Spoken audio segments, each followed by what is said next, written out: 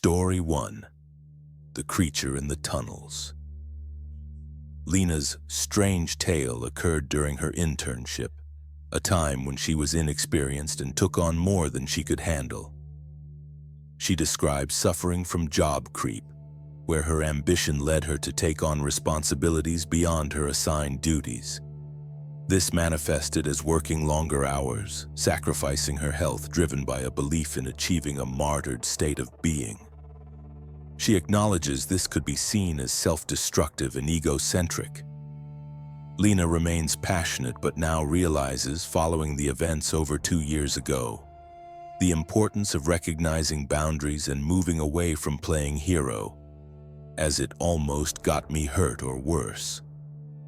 The social work program at the Central City Archives, the library, is a critical service for many unhoused patrons, and the library itself is an essential third space for the community, especially during extreme summer heat and harsh winter cold. Client cases vary widely, ranging from housing and healthcare assistance to mental health services, counseling, and employment guidance. Demand for social workers is consistently high, with appointments often fully booked, though walk-ins can sometimes be accommodated. Their small office is on the 4th floor, a busy area also housing a computer lab and ample seating. Library staff are crucial in fielding client requests and guiding them to services.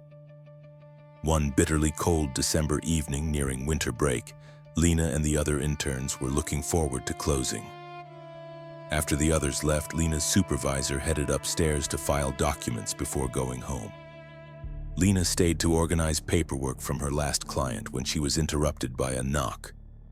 A quiet library assistant asked if Lena had time for one more walk-in, adding that the request seemed urgent. As an overachieving intern, Lena agreed. The client was a young woman, likely in her late teens or early 20s, who would not disclose her age. She had an older, medium-sized pup named Buddy who was well-behaved and stayed close to her. Upon entering, Lena immediately sensed intense tension radiating from the young woman, as if she was inwardly coiled into a tight ball. Initially, the client, whom Lena will call Chloe, avoided eye contact, instead scanning the room as if assessing danger. Lena was not surprised, noting that many young, unhoused women encounter horrors that most of us will never know. Her initial impression was that Chloe had seen many terrible things, encountered the worst kind of humanity daily, and did not trust a single person. Lena invited Chloe to sit, introduced herself, and asked for her name, receiving only a mumbled first name. She began the standard intake form, which covers personal history, contact information, and current needs, usually aiming to get quickly to the client's core needs.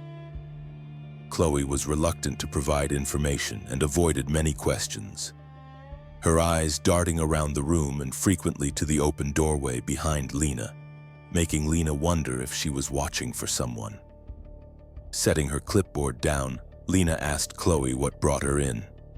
Chloe paused her scanning, her deep-set eyes settling on mine, revealing dark gray circles beneath them, suggesting days without sleep. She pulled Buddy into her lap, who licked her chin. "Something is following me," Chloe murmured. Lena, thinking she misheard, asked for clarification, but Chloe repeated, "Something," and met her eyes again. Lena struggled to hide her confusion, noting Chloe's bravery given her emotional state. Chloe began quietly, "I have a good friend out here, named Maya, though that wasn't her real name.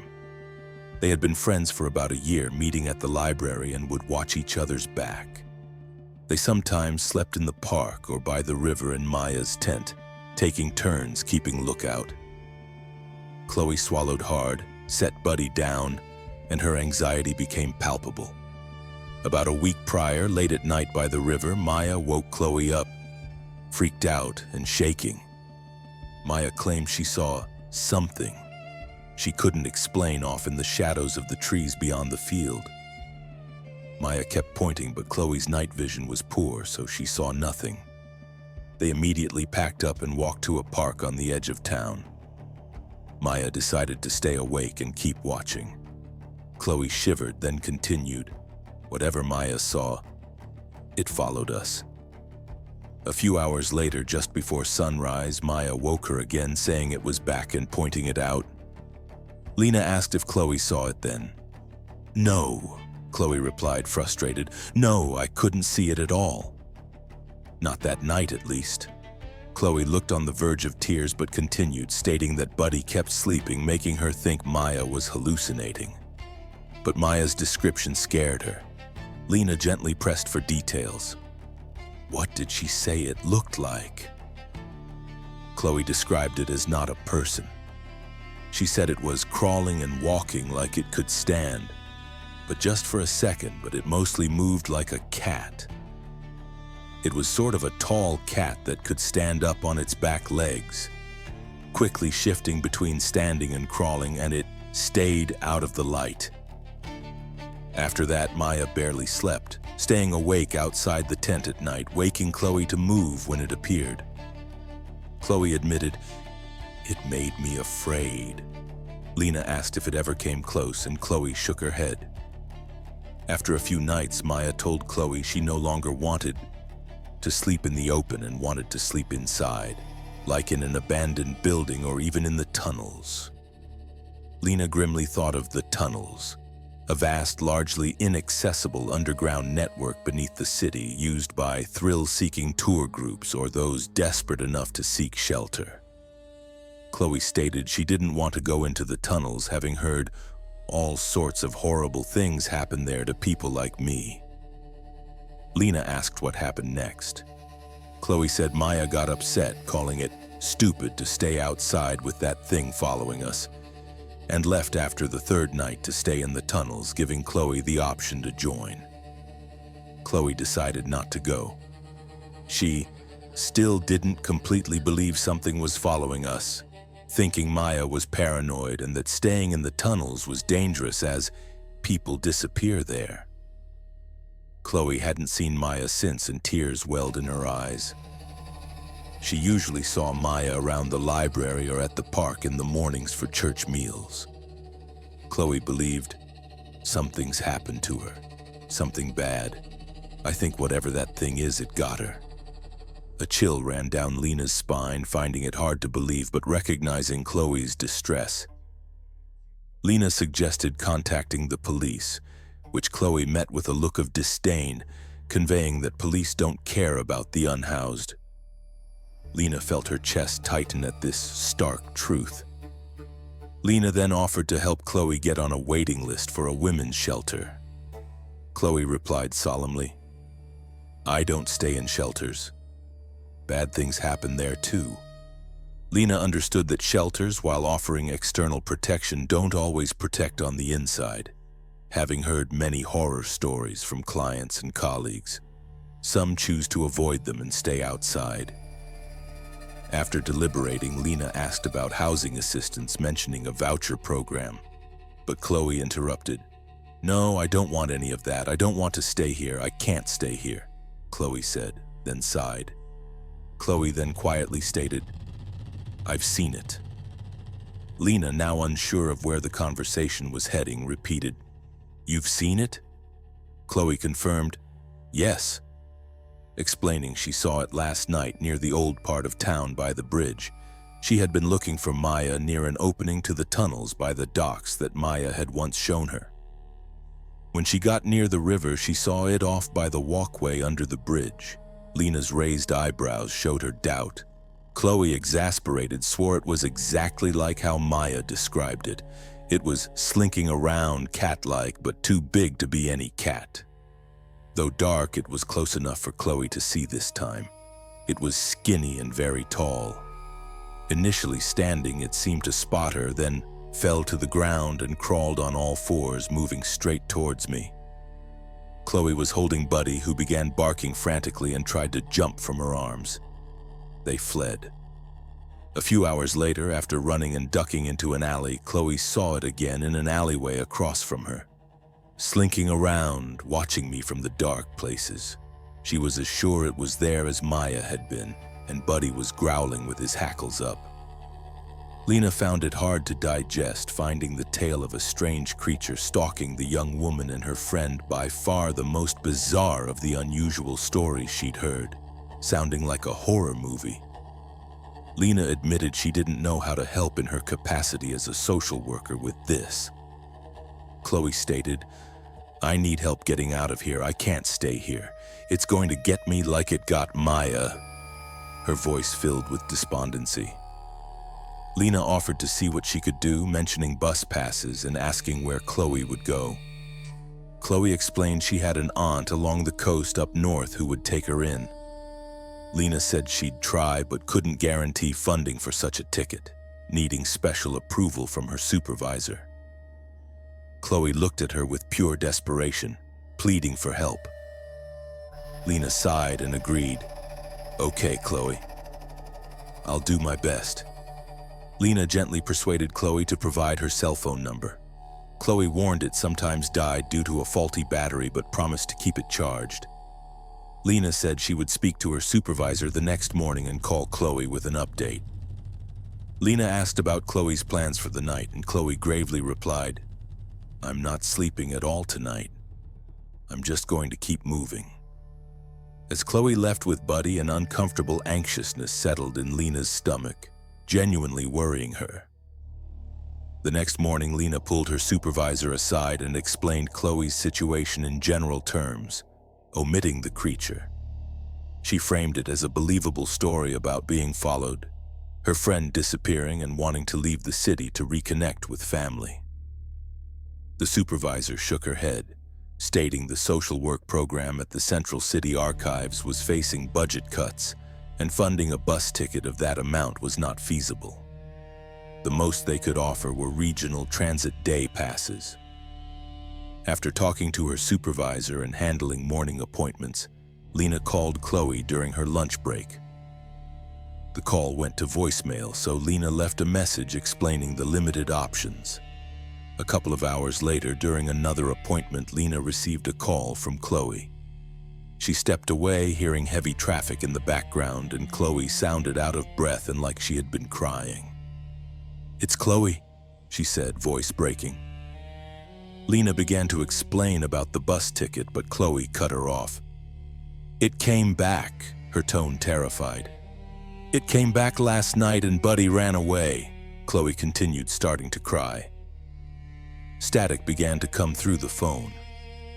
Lena tried to respond, but Chloe rambled, becoming more difficult to understand through the buzzing. Lena, realizing the gravity of what she was doing, said, "Chloe, if you can hear me, wait for me in Old Town near the entrance. Do not go into the tunnels. I'll meet you there. I'll help you find Buddy." Her heart pounded furiously. She repeated, "Oh, Chloe, if you can hear me, please wait for me.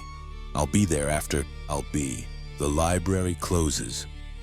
Then the line disconnected amidst crackling static.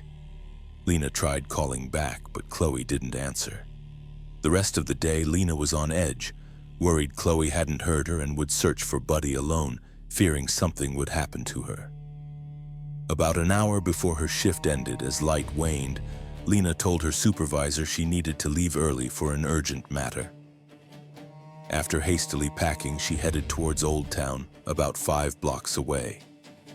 Along the way, she detoured to pull money from an ATM for Chloe's bus ticket, committed to helping someone who otherwise wouldn't receive it and might end up hurt or missing. She acknowledged this was job creep, but felt it was necessary. By the time she reached Old Town, dusk had settled and shadows filled the spaces. She looked for Chloe, hoping she had waited, but she wasn't there. Lena stood at the archway adjacent to the underpass connecting the modern city to Old Town. It was a weekday, so tourist crowds were absent, with only a few people scattered around. For over an hour, there was no sign of Chloe, and it was now completely dark. Almost half an hour past their agreed meeting time. She contemplated looking in storefronts or alleyways. As she peered around, she spotted Buddy. He was far away, but instantly recognizable, running full speed down the street to the south in the direction of the river. Lena took off after him, her work bag slamming against her side. When she reached the dead end of the street where the docks began, she heard frantic yipping coming from underneath the bridge, from the darkest area near the river. She followed the sounds and after a panicked search found Buddy under one of the tall docks, shaking and barking, facing a shadowy, indistinguishable dark space. She moved closer, turning down a ramp leading towards him. On the ramp, Lena momentarily lost sight of Buddy. That's when she heard a blood-curdling yelp, and Buddy suddenly went silent. "Buddy!" Lena cried out, running to where she last saw him. He was gone, replaced by an inky, depthless opening that had once been boarded up, now with scattered boards. Lena realized this was the entrance to the tunnels Chloe mentioned, her blood pressure rising and heartbeat pounding. She approached the tunnel mouth, debating whether to enter or continue searching for Chloe. Then she heard a familiar, frantic, echoing voice from deep within the passage. It was Chloe, sounding like she was struggling. Throwing caution aside, Lena pulled out her phone, activated the flashlight, and hurried into the tunnel. The ground was uneven with trash and rocks. The concrete ceiling was cracked and stained with rust-colored spots. Her flashlight bounced, casting disjointed shadows that resembled figures hiding behind the brick columns.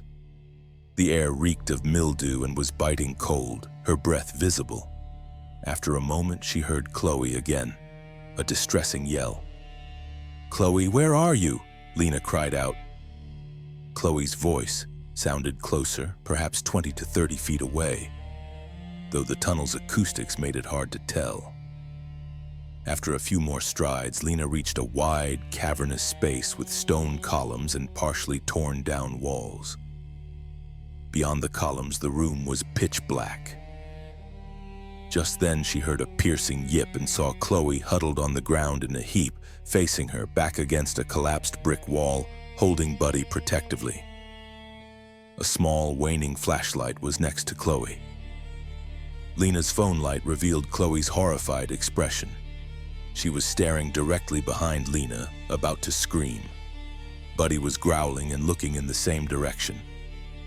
Lena slowly turned, her phone light following. As the light settled on the elongated form that towered before me, Chloe uttered a blood-curdling scream. Before Lena could register what stood before her, it moved with unnatural speed, dropping to all fours and disappearing behind a column. Lena shrieked and stumbled backwards, nearly toppling over Chloe. She shined her phone back at the column but found nothing. Chloe was hyperventilating, repeatedly saying, "No, no, no," in absolute terror, still clutching Buddy. "Where is it?" Lena whispered, frantically searching. She stepped away from Chloe, scanning the area. Then she heard movement again from behind the wall where Chloe sat. Lena pointed her light at a hole in the crumbling wall where a window frame once was. At the same time, Chloe looked up.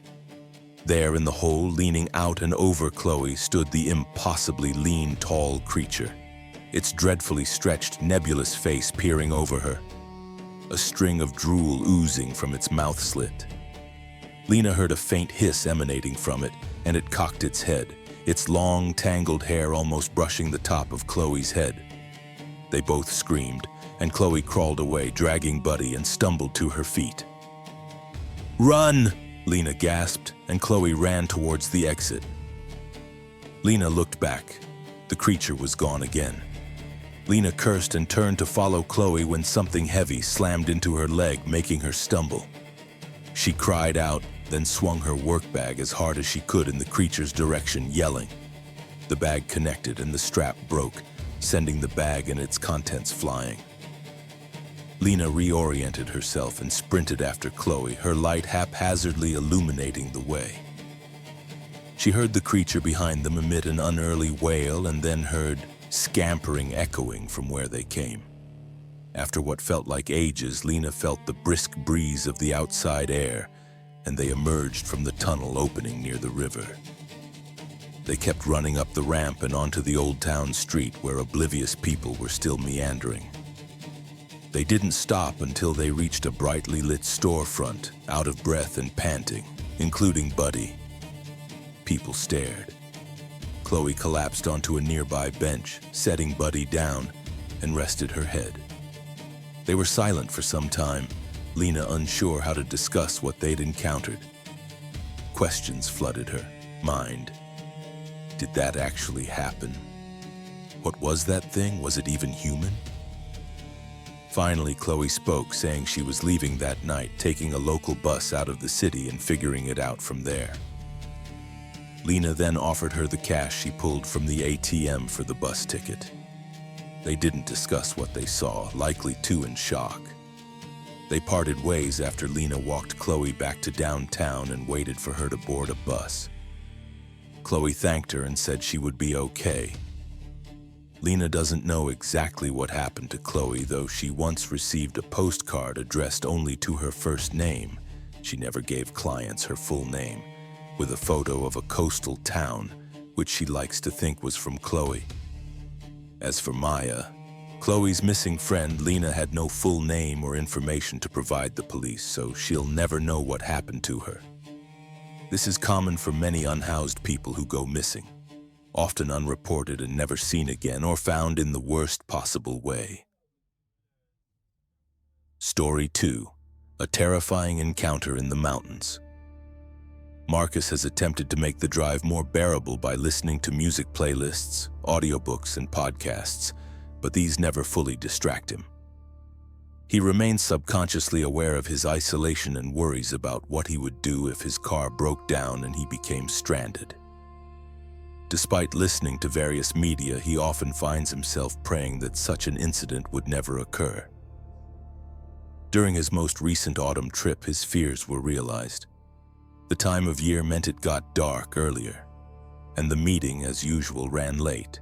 His regional manager, who loves the sound of his own voice, Kameda, kept them an extra hour discussing quotas already covered twice before.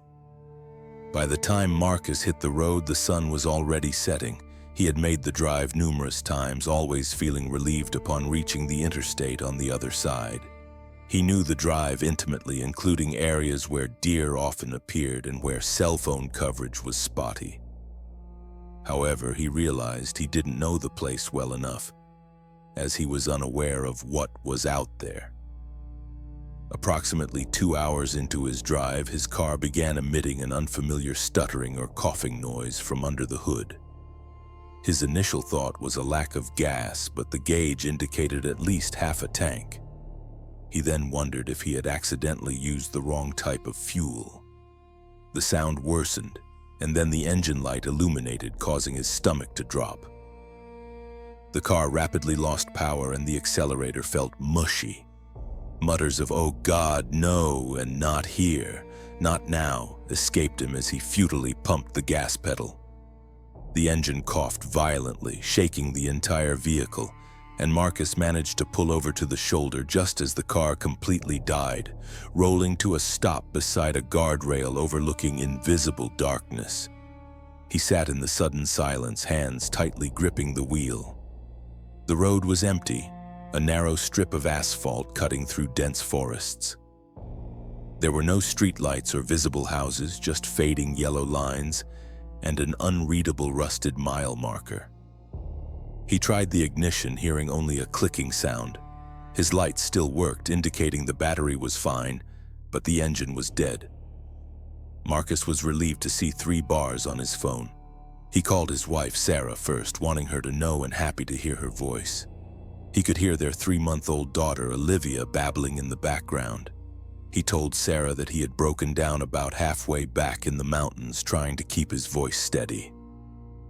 Sarah expressed concern, but Marcus quickly assured her he was okay and would call a tow truck, then his friend Kevin for a ride. He firmly refused Sarah's offer to come get him with the baby, stating he'd be fine and she shouldn't wait up. Marcus admitted he was worried, feeling unnerved by being surrounded by dark trees and an empty road. But he didn't want to convey his fear to Sarah, only frustration. He promised to text updates and asked her to kiss Olivia for him. After hanging up, he felt more alone than ever. He searched for tow services, finding most closed, but eventually located one advertising 24-hour service. The operator, sounding half asleep, estimated an hour and a half to reach him, advising him to keep his hazards on and stay with the car. Marcus thought, an hour and a half alone on this road, maybe 2 hours. Fantastic. He then scrolled to Kevin's contact. Kevin lived about 40 minutes away and was known for dropping everything to help a friend. Marcus assumed Kevin would be willing to pick him up, which would be much faster than waiting for the tow truck. When Kevin answered, Marcus explained, "My car broke down out here in the middle of the mountains. Is there any chance you can come get me?" He was interrupted by the sound of footsteps on leaves coming from the other side of his car, suggesting a person was nearby. He went quiet, listening, and the footsteps stopped. Kevin's voice came through, asking if he was still there. Marcus whispered that he thought, "Someone's outside my car." Kevin, bewildered, questioned who would be out there, given they were miles from the nearest town, with no houses or reason for anyone to be walking there at 9:47 p.m. Marcus slowly turned to look out the passenger window. A man stood about 3 feet from his car, a sight that sent a chill through him.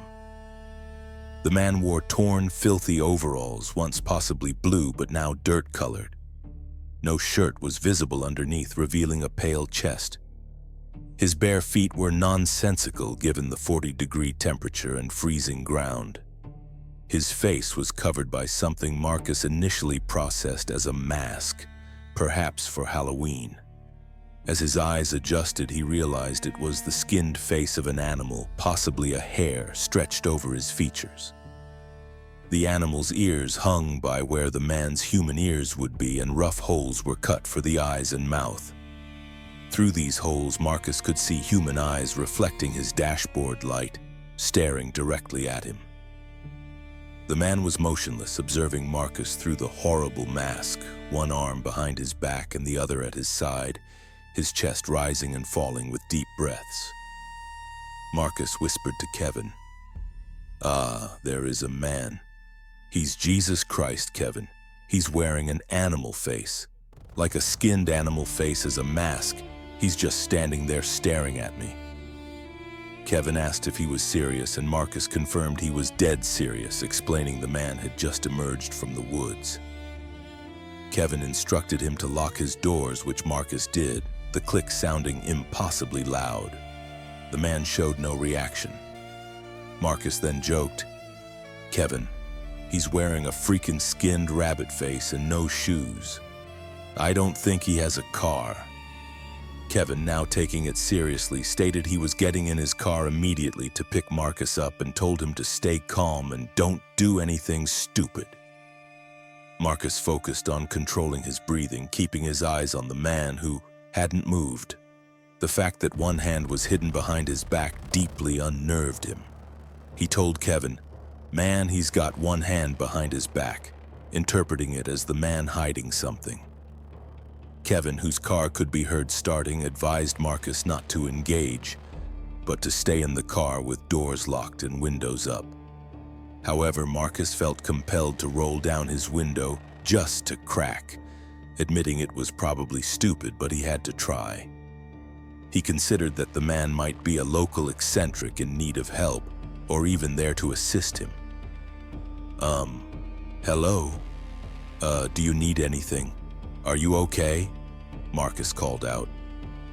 The man didn't respond, but Marcus could hear his deep and ragged breaths through the cracked window. The man made no move to speak. Marcus tried again. "Sir, can you hear me? Is there something I could do for you?"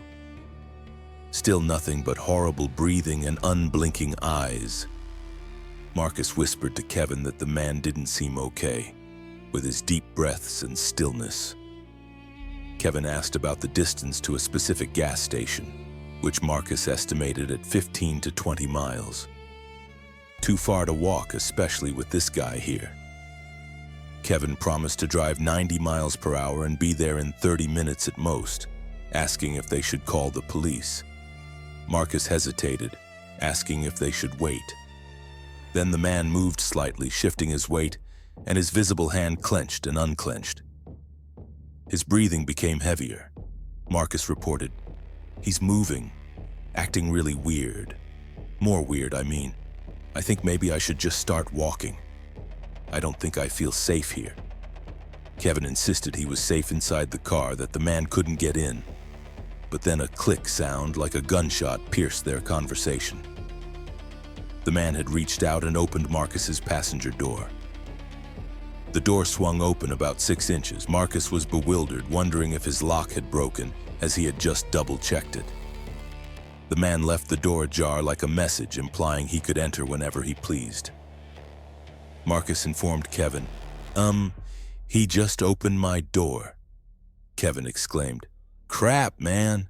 I thought you locked it," and Marcus reiterated he had. Kevin, speeding, promised to be there in 25 minutes, again telling him to stay calm. Marcus, with a man in a rabbitkin face mask, holding his door handle and something hidden behind his back, found it impossible to stay calm. He wondered what the man wanted. The man remained silent and largely still, his breathing and Marcus's panicked heartbeat the only sounds besides Kevin's updates. Marcus described it as the longest minutes of his life, a bizarre standoff, with the man holding his door handle, able to pull it fully open at any moment. He kept glancing at the man's hidden hand, desperate to know if it concealed a knife or a gun, his imagination running wild. Kevin suggested the man was probably on drugs or something. PCP makes people do crazy stuff. Marcus considered it, but found the man's calm, steady demeanor and his ability to make such a subtle threat with the door suggested full control. He glanced at the man again and nearly dropped his phone. The man had removed his hand from the door handle and was holding up 3 fingers. Marcus reported this to Kevin, who asked what it meant, but Marcus had no idea. The dirty, grime-blackened fingers were held steadily, like a child showing their age. Through the mask's eye holes, the man continued to stare, seemingly without blinking. Marcus felt like predator and prey, unsure which he was. Then the man lowered 1 finger. Marcus reported, "Oh, dang, man." He just put one down. Kevin asked, "He's counting down to what?" Marcus had no answer, his mind racing. He gripped his door handle, afraid to make any sudden move, wondering if the man had a weapon and was about to use it, or if he was giving Marcus a chance to run. Another minute passed, feeling like an eternity. He watched the 2 remaining fingers like they were a bomb timer. The man's breathing became heavier, almost panting. Then the 2nd finger lowered. Marcus relayed, "Kevin's down to 1. Kevin reassured him he was almost 15 minutes, maybe 12 minutes from there, flying and running every light and stop sign. With 1 finger remaining, Marcus noticed the man's breathing sounded more like excitement than panting.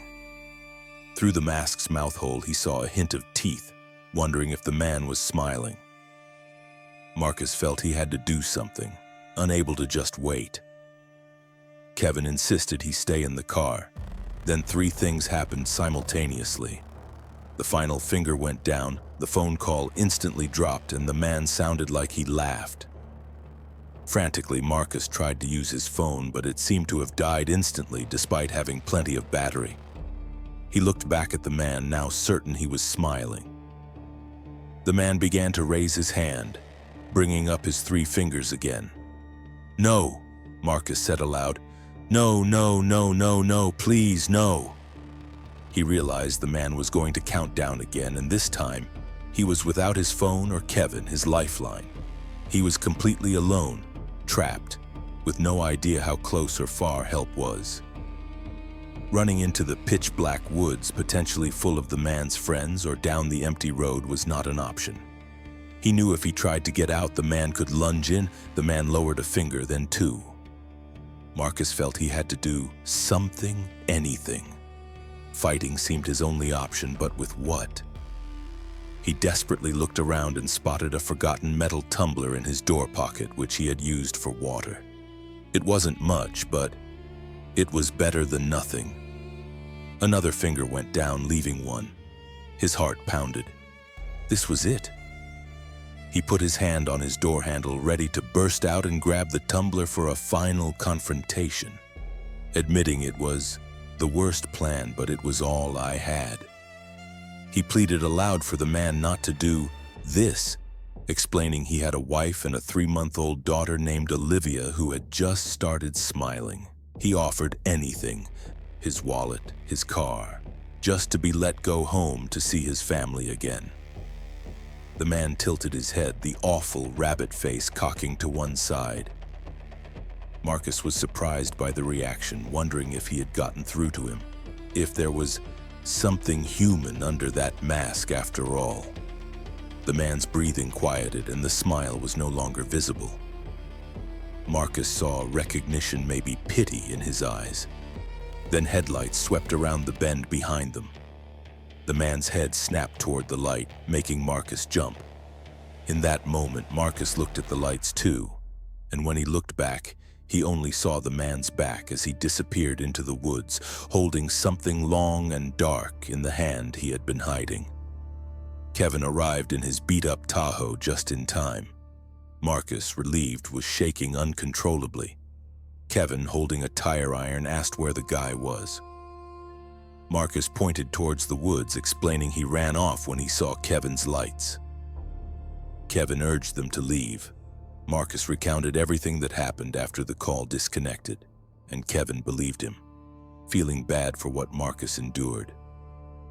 Kevin asked if Marcus ever saw what the man had behind his back. Marcus replied he only glimpsed something long and dark, but it could have been anything really. They didn't wait for the tow truck. Marcus called the tow truck service again, informing the operator he had a ride and they could take his vehicle for repair. The mechanic later called, stating it was the strangest thing, as his fuel line had been shredded.